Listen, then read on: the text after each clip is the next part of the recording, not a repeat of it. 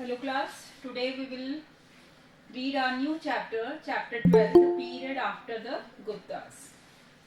In our previous chapter we have read about previous chapter में हमने किसके बारे में पढ़ा था? The Guptas. Yes. The Guptas Empire. Yes, in this chapter we will read about period after Guptas. अब गुप्तास के बाद के पीरियड में किन किन लोगों ने रूल किया?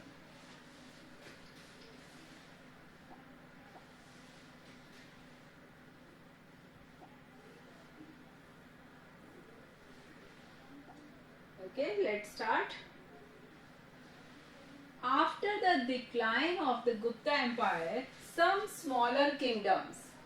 गुप्ता एम्पायर के डिक्लाइन के बाद में कुछ छोटे kingdoms arose in north and south India. North और साउथ इंडिया में अरोज हुए.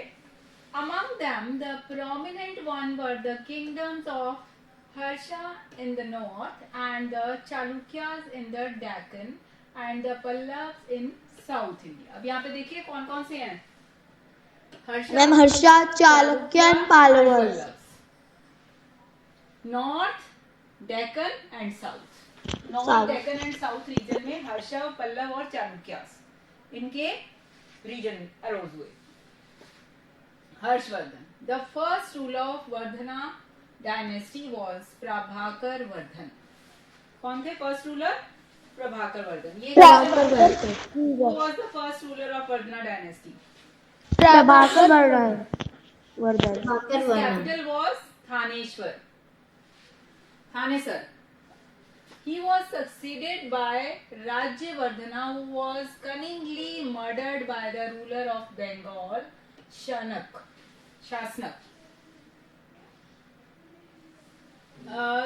उसके बाद उनकी जो थ्रोन पे कौन बैठे? राज्यवर्धना, जिसको कनिंगली मतलब धूर्तता से उनको मर्डर किया गया. किसने? रूलर ऑफ बंगाल ने. मैम किससे मारा गया उन्हें? Ruler of Bengal, murdered by the ruler of Bengal Shashank. After ma'am what is the meaning of cunningly? Cunningly धूर्तता से बोला ना, जैसे छल कपट करके, मक्कारी से. Okay ma'am. At the age of 16 years, Harshvardhan ascended the throne in 606 AD and ruled till 647. अब उन्होंने 606 में राजगद्दी पे बैठे और 647 तक उन्होंने रूल किया. Harshvardhan is often described as the last greatest Hindu emperor of northern India. अब ये भी क्वेश्चन बनता है, who was the last greater emperor of Hindu India? Harshvardhan. Who extended his empire over the vast region of eastern Uttar Pradesh, Bengal, Bihar, Odisha and parts of the Himalayas in the north. And up to Narmada river in the Deccan. यहाँ तक कि Narmada river मतलब इन reason में उन्होंने अपने empire को बहुत vast कर लिया, एक्सटेंड कर लिया. कहाँ कहाँ पे थे वो? पंजाब, उत्तर प्रदेश, बंगाल, बिहार, उड़ीसा और हिमालय के पार्ट्स. नॉर्थ में यहाँ तक कि नर्मदा रिवर डेक्कन की साइड में.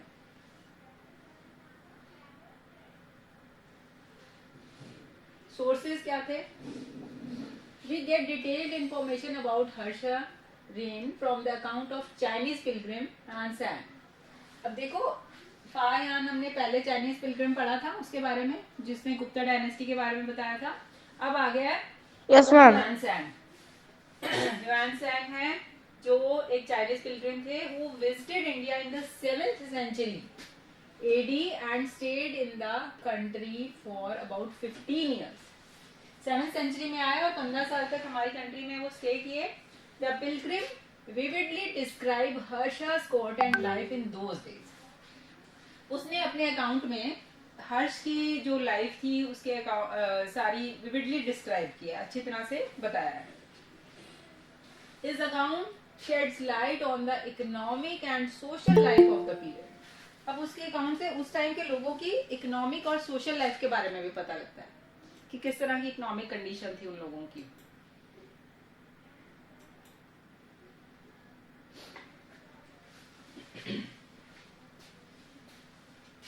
Another important literary source is the biography of Harsha, named Harshcharita.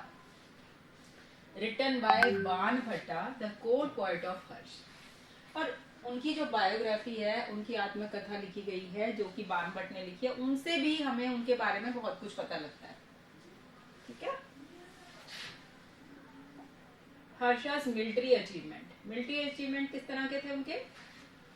Harsh began his rule in 606 AD, 647 तक उन्होंने रूल किया। Soon he shifted his capital from Thaneshwar in Haryana to Kannauj. ठीक है, कैपिटल को थानेश्वर इन हरियाणा टू कन्नौज तक शिफ्ट कर दिया उन्होंने। Kannauj was situated on an elevated area and could be easily fortified. Harsha governed his empire in the same way as the Guptas, except that his administration had become more decentralized.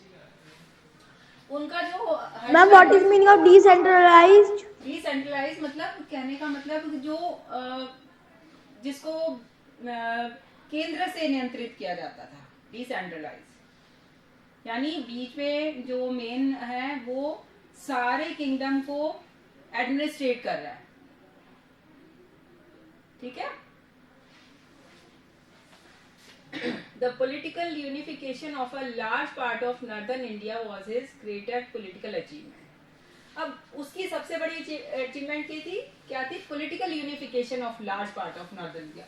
मतलब northern India का जो बड़ा सा part था उसको unite कर देना, politically unification is the great achievement, उसकी ग्रेट अचीवमेंट थी। For example, he gave land grants to the priest and officers who were given the responsibility of managing them and collecting land revenue.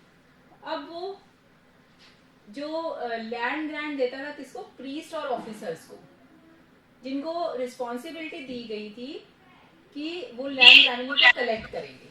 मतलब अगर जो priest और officers land revenue collect करते थे उनको वो बदले में लैंड ही देता था ग्रांट के रूप में। The Chalukyan king Pulkeshin II of Vatapi or Badami in Karnataka stopped Harsha's powerful army while he was marching into the deck. जो चालुक्यन किंग था पुलकेशिन II of वतापी और बादामी इन कर्नाटका, ये कर्नाटका का राजा था पुलकेशिन II। उसने हर्षा की पावरफुल आर्मी को रोक दिया जब वो डेक्कन में मार्च कर रहा था। As a result, Harsh could not succeeded in his mission of conquering the Deccan. तो रिजल्ट क्या हुआ? अब उसने रोक दिया आर्मी को मार्च करने से, तो इससे रिजल्ट क्या हुआ कि हर्ष अपने अचीवमेंट में, अपने जो एम था उसका, उसमें सक्सीड नहीं हो पाया।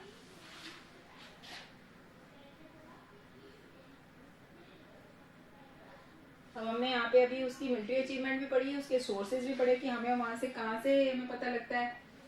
अब हम पढ़ेंगे इसके सोशल कंडीशन।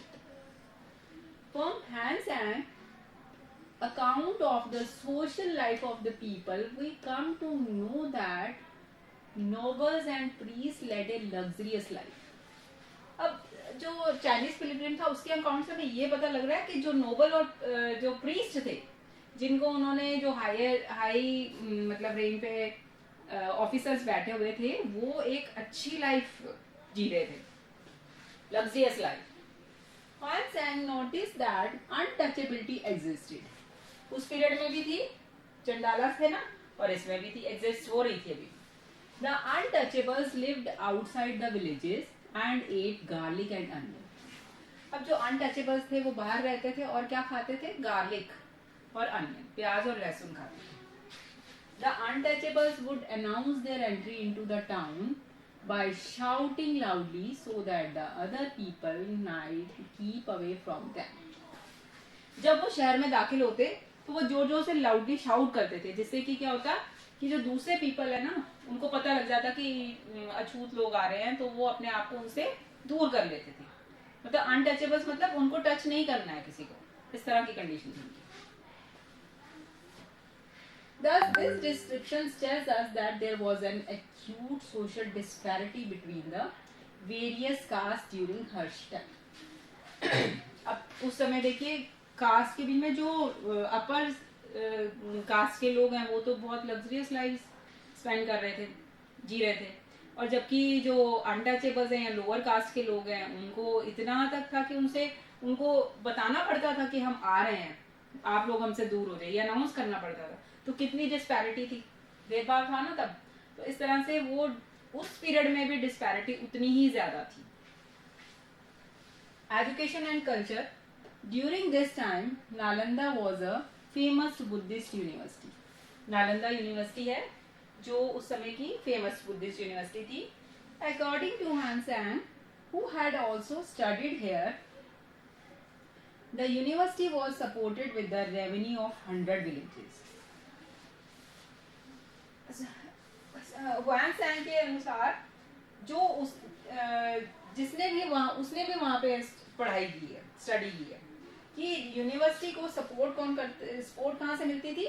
100 गांवों की जो रेवेन्यू टैक्स आता था उनसे उसको हेल्प मिलती थी। अब यूनिवर्सिटी चलाने के लिए मनी तो चाहिए ना, तो वो ग्रांट कहाँ से मिलती Yes, थी? ma'am. तो वो ग्रांट जो 100 विलेजेस थे वहां से मिलती थी।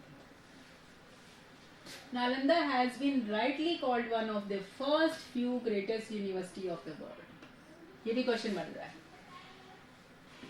Nalanda was one of the first few great universities of the world. It was in Bihar, located about 55 miles northeast of Patna. ये बिहार में है, 55 माइल्स पटना से नॉर्थ ईस्ट एरिया में उसके आसपास है। It was one of the first residential universities. It attracted scholars and students from Korea, Japan, China, Tibet, Indonesia, Persian and Turkey. अब देखो ये पहली ऐसी यूनिवर्सिटी थी जो रेजिडेंशियल यूनिवर्सिटी थी जिसमें जाके लोग रह भी पाते थे, और बहुत सारे स्कॉलर्स और स्टूडेंट्स जो कि Korea, Japan, China, Tibet, Indonesia, Persia और टर्की से आके इससे अट्रैक्ट होते थे कि यहाँ पे ऐसा क्या है, क्या जाके वहां पे क्या देखना है, उनको क्या नॉलेज मिलेगी। Harshvardhan followed a tolerant religious policy. अब रिलीजियस पॉलिसी में क्या, टॉलरेंट रिलीजियस पॉलिसी थी उनकी। In his early years he worshipped Shiva, but later he became great follower of Buddhism. पहले वो शिव की पूजा करते थे, बाद में वो बुद्धिज्म के फॉलोवर हो गए। He was also very charitable भी थे, चैरिटी की होगी उन्होंने। अकॉर्डिंग टू हान सैंग, हर्ष built numerous stupas in the name of Buddha. He made many donations. उन्होंने बहुत सारे बुद्धिस्ट स्तूपास का भी कंस्ट्रक्शन किया है, बनवाए थे, और बहुत सारी डोनेशन दी हैं university of Nalanda. After organizing a great assembly at Prayag,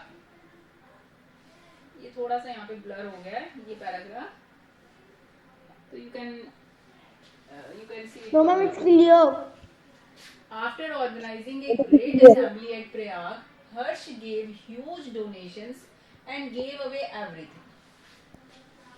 Prayag में एक बड़ी असेंबली बनाने के बाद में उन्होंने बड़ी डोनेशन दी और सब कुछ दे दिया, एक्सेप्ट हिज पर्सनल क्लोथिंग। अपने सिर्फ पर्सनल कपड़ों को छोड़ के बाकी सब कुछ दे दिया। मतलब इतना उनके मन के अंदर आ गया कि चैरिटी के लिए कि उन्होंने अपना सब कुछ दांव पे लगा दिया। Hsuan Tsang speaks very highly of Harsha. He wrote that the king was kind, courteous and helpful. अब हान सैंग ने अपने जो अकाउंट में लिखा है उसने ये लिखा है कि जो हर्षवर्धन राजा थे ना वो बहुत ही कर्टियस थे, बहुत ही काइंड थे, बहुत ही पोलाइट थे, क्योंकि उन्होंने देखा कि जब राजा ने अपना सब कुछ दे दिया तो किस तरह का राजा है कि मतलब अपनी पूरा सब कुछ ही छोड़ के अपना दाव पे लगा के बैठ गया। After the death of Harsh in 647 AD, northern India was again throne into a state of confusion. अब राजा हर्ष की डेथ के बाद में अगेन कंफ्यूजन क्रिएट हुई कि अब कौन राजा बनेगा। Small regional kingdoms continue to fight with one another. छोटे छोटे राजे एक दूसरे से लड़ने लग गए कि हम ज्यादा बड़े हैं, हम। Meanwhile, the Deccan and South India emerged and promising powers. उसी समय डेक्कन जो मिडल पार्ट है और साउथ इंडिया का पार्ट है वो पावर्स के रूप में इमर्ज हुए, बड़े। The Chalukyas.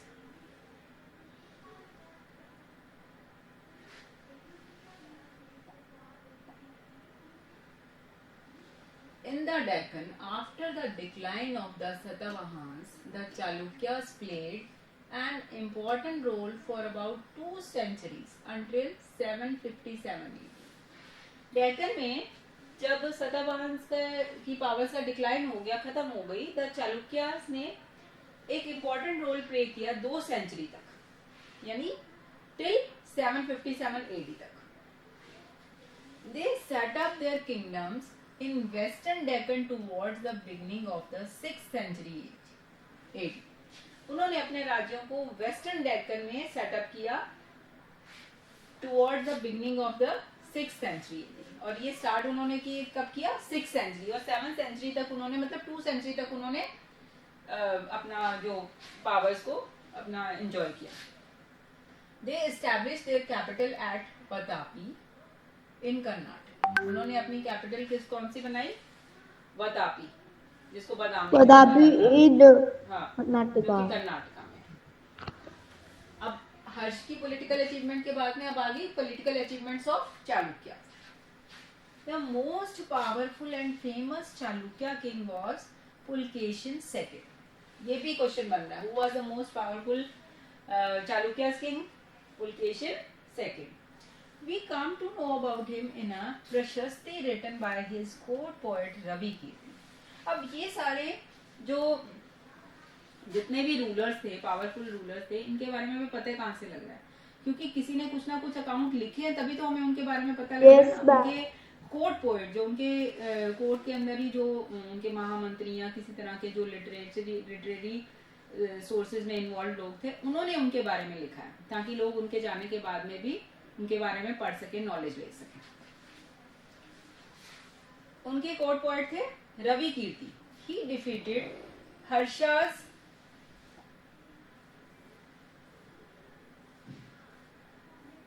Army and checked his advance toward Deccan. उसने हर्षा की आर्मी को हरा दिया और checked his advance towards the Deccan, और अपने आप खुद डेक्कन की तरफ अपने आप उसने चेकआउट किया. He fought successfully against the other Deccan kingdoms of Rashtrakuta and Pallava dynasty. उसने और भी जो डेक्कन किंगडम्स थे उनके साथ भी लड़ी, जैसे कि राष्ट्रकूटा और पल्लव डायनेस्टी थे, और वहां पे भी वो सक्सेसफुली, मतलब उसने विक्ट्री हासिल की. He also conquered the area lying between the river Krishna and Godavari. और जो कृष्णा और गोदावरी के बीच का एरिया था उस पर भी उसने जीत प्राप्त कर ली, कॉन्कर कर लिया. The downfall of the Chalukyas began after the death of Pulakeshin second. Pulakeshin second की डेथ के बाद में उनका डिक्लाइन हुआ, यानी उनका जो कोर्ट पोएट था कीर्ति, उसने उनके साथ मिलके काफी एरियाज को अपने अंडर कर लिया. और जब पुलकेशिन सेकंड की डेथ हो गई, उसके बाद उनकी जो किंगडम था उसका डिक्लाइन होना शुरू हो गया. ट्रेड.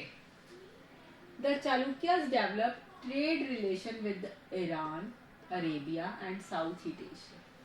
किन किन के साथ ट्रेड करते थे? ईरान, अरेबिया और साउथ ईस्ट एशिया के साथ. Envoys were sent by Pulkesin II to the Persian ruler Khusro. Ma'am, it's making a question. What about trade? That yes, ma'am.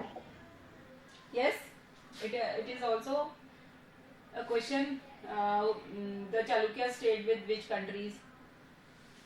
As a result, strong ties of friendship developed between the two empires. अब Persian ruler और Pulakeshin second, खुसराव second और Pulakeshin second, दोनों इनके बीच में इन्होंने trade किया Iran, Arabia, south east Asia से, और इन दोनों के बीच में फ्रेंडली रिलेशनशिप्स हो गए. ट्रेड के कारण दोनों जो एम्पायर थे, दोनों किंगडम थे, आपस में बहुत क्लोज आ गए एक दूसरे के, और फ्रेंडली रिलेशनशिप बन गए. अब रिलीजियस लाइफ कैसी थी वहां की? The Chalukyas erected a number of Vishnu and Shiva temples. बहुत सारे विष्णु और शिव के टेम्पल बनवाए उन्होंने. A large number of Buddhist monasteries were also built. Buddhist monasteries को भी बिल्ड किया गया. temples of deity Shiva and Vishnu were built by the Chalukyas. Shiv और विष्णु के मंदिर बनवाए गए. They also gave funds to build Buddhist monasteries. उन्होंने फंड दिया किसके लिए? बुद्धिस्ट मोनास्ट्री, जो वो बनते हैं ना स्तूपास, उनको बनाने के Yes, लिए. ma'am. This showed that they practiced the policy of religious tolerance. अब ये क्या शो करती है कि इतने मंदिर और ये स्तूपा ये सब बनवाने का मतलब क्या है कि रिलीजियस टॉलरेंस भी बहुत थी, मतलब वो धर्म में विश्वास करते थे. The Chalukyas also patronized cave painting. Cave painting को भी उन्होंने बहुत एनकरेज किया. The excellent Ajanta paintings were mostly completed during the Chalukyas. और गुप्ता एम्पायर में वो स्टार्ट हुई थी, लेकिन जो वो कंप्लीट कब हुई? चालुक्य रीजन में. चालुक्य का रेन आया जब, उस समय वो मोस्टली कंप्लीट होगा.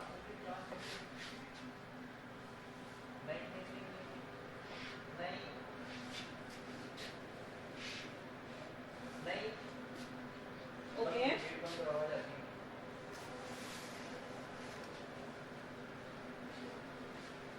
Now the Pallavas.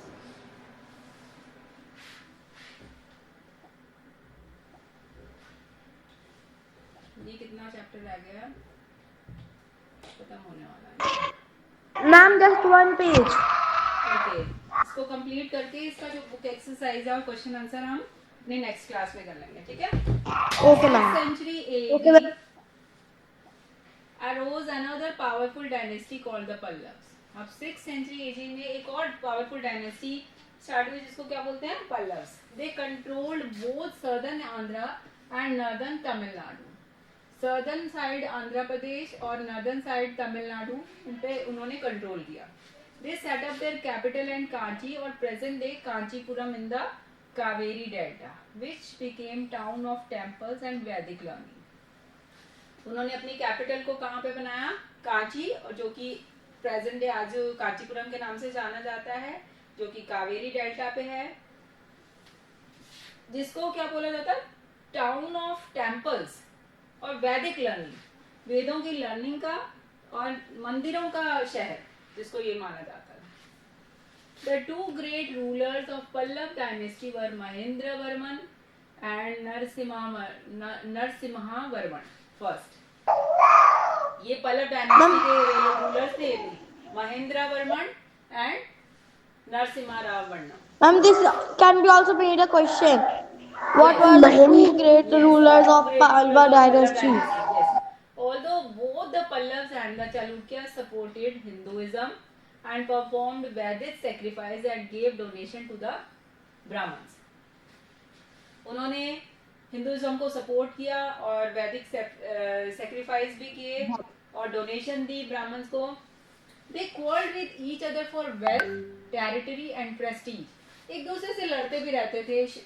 पैसा तो है ही लड़ने की वजह, अपने रीजन के लिए भी एरिया जितना उन्होंने कॉन्कर कर लिया उसके लिए लड़ते थे, या फिर अपनी प्रेस्टीज के लिए कि मेरी प्रेस्टीज ज्यादा ऊंची है या तुम्हारी, इसके लिए भी उनमें लड़ाई होती थी. Ma'am, what is the meaning of prestige? Prestige होती है कि जैसे इसको हिंदी में क्या बोलोगे आप? हिंदी में एक प्रॉपर वर्ड मैं अभी मेरे को हिंदी में बोला याद नहीं आ रहा है, फिर बताती हूँ आपको. जैसे आपकी ma'am. क्या अभी आप कहाँ स्टैंड कर रहे हो? प्रेस्टीज वो है. Okay. Position. Yes, you can say it position. Who try to establish supremacy over the land lying between the rivers Krishna and Tungabhadra. उन्होंने दोनों ने कोशिश की कि जो लैंड रिवर्स कृष्णा और तुंगभद्रा के बीच में आती है ना, उस पे वो अपना अधिकार कर लें, पावर अपनी उस पे लगा लें. Their struggle for political power continued till the middle of 8th century AD after the both the powerful decline. उनका स्ट्रगल, उनकी पॉलिटिकल पावर का स्ट्रगल कंटिन्यू रहा कि कब तक? Mid of 8th century. 6th century से लेके 7th सेंचुरी और फिर 8th सेंचुरी के मिड तक वो ये लोग लड़ते रहे. After the both power decline, इसके बाद में दोनों पावर क्या हो गई? खत्म हो गई, डिक्लाइन हो गई. ओके, इस एक पैराग्राफ को हम कल कंटिन्यू कर लेते हैं, ठीक है बेटा? Okay, ma'am. Okay, ma'am. Okay. Bye, ma'am. Okay, ma'am. Have a nice day. Bye, ma'am. Bye, ma'am. Have a nice day, ma'am.